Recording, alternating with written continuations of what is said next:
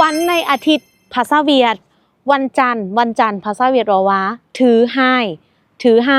ทุกคนจะสังเกตว่าให้ตัวนี้แม่นเล็กซ่องมันบอกเขาเอิ้นว่าวันซ่องเนาะถือให้วันจันทร์ถือบ้าวันอังคารถือบ้าวันอังคารถือตื้อวันพุธ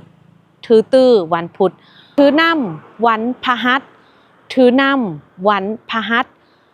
ถือเสาร์วันศุกร์ถือเสาร์วันศุกร์ถือบ่ายวันเสาร์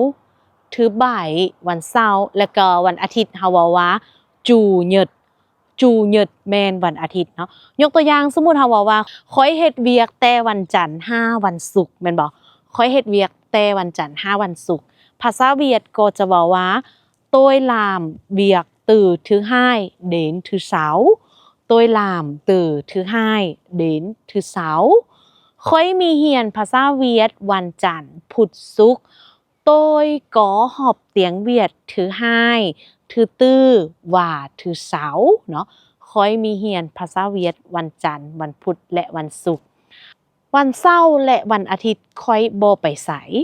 thứ bảy và chủ nhật tôi không đi đâu เนาะ thứ bảy và chủ nhật tôi không đi đâu วันจันทร์น้องจะไปพบเอื้อยเด้อวันจันทร์น้องจะไปพบเอื้อยเด้อ thứ hai em sẽ đi gặp chị nhé thứ hai em sẽ đi gặp chị nhé ตัวอย่างอีกอันนึงวันศุกร์ค่อยจะเฮ็ดเวียกครึ่งมื้อ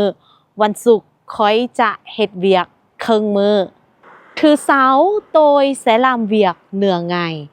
thứ sáu tôi sẽ làm việc nửa ngày hay là thứ sáu tôi sẽ làm nửa ngày thứ sáu tôi sẽ làm nửa ngày โอเคทุกคนสำหรับผู้ใดที่ว่าสนใจเรียนภาษาเวียดเพิ่มเติมเนาะสามารถเรียนภาษาเวียดกับปื้ม30นาทีเรียนภาษาเวียดเล่มนี้ได้เนาะใครสนใจสามารถทักหน้าโปรไฟล์ได้เลยโอเคซินจ้าพบกันใหม่ในวิดีโอต่อไปบ๊ายบาย